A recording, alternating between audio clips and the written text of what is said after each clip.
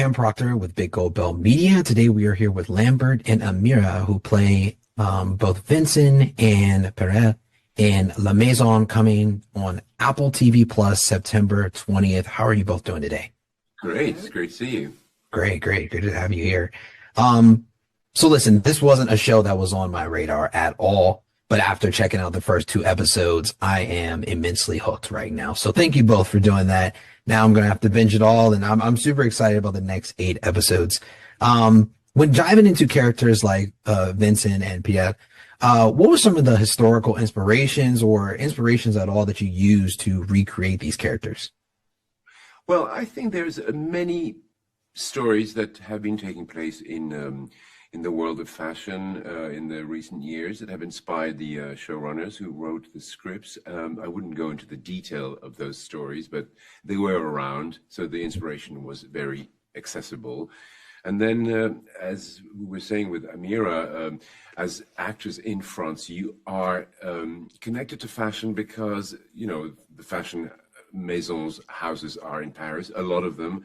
And they use actors, young actors, you know, to promote themselves through dressing them for films or premieres or asking them to do fashion shows. So the two worlds are connected, and so it's a very accessible inspiration. And for me, the question was how far, what?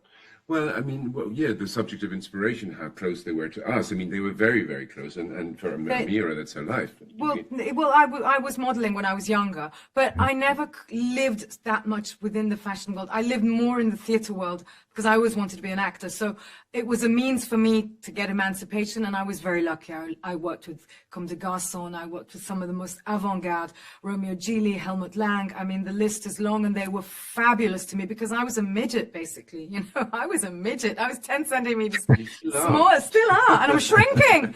I'm shrinking each year. So it was wonderful to work with these creative people who all said to me, "You're going to be an actor one day. You're clearly an actor." I remember Jean-Paul Gaultier putting me in a show and putting me as a nun, opening the show up, and he said, "Throw the incense into the fashion editor's face," you know. And so they gave me roles, and it was interesting. But I always knew that acting was what I wanted to do. So yes, we do get to meet these people. I can't say that I had direct inspiration. All I knew was that Pearl came from London. She was streetwise. She came from a fish and chip shop. She was probably running the business. Her name was Tracy. She came to Paris, was totally remodeled by Vincent. They met in a nightclub. So she became everything to him, and he became everything for her, to the point where she didn't even get married. You know, she never had kids. So I think there's one hell of a lonely girl there when she takes her clothes off at night, you know.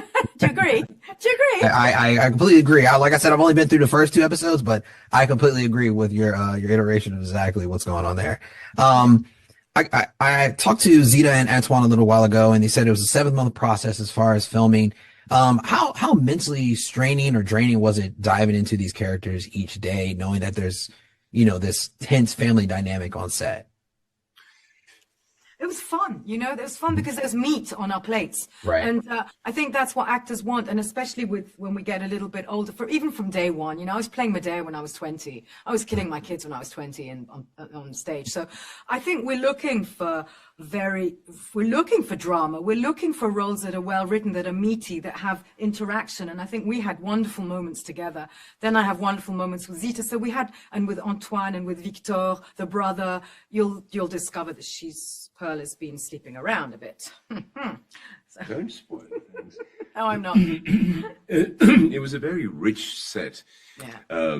Because Apple decided to really invest in the series and show a fashion world that was going to be as luxurious and glamorous as possible. But it does imply the presence of a lot of people on the set every day for fashion shows. So you have a lot of assistants. I mean, actors playing assistants, seamstresses, models, members of the public. Sometimes it was tiring because of that. Yes.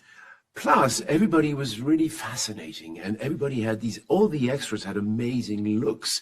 They were chosen specifically, the casting of the extras was absolutely extraordinary, but the presence of all these people sometimes was a little tiring. all this to say that it's super luxurious. I mean, But- basically, you have fashion, you have Paris, you have the shows, you have all that's there in the series. But the process of doing a series and being protagonist is an intense one. But we love it. You know, we have the stamina for it because we come from theatre. So we're trained that way to go on to do Hamlet, Richard, Petra von Kant, Hedda Gabler, whatever. So we're used to, right? We're used to that dynamic. But it's very true what you're saying about the noise.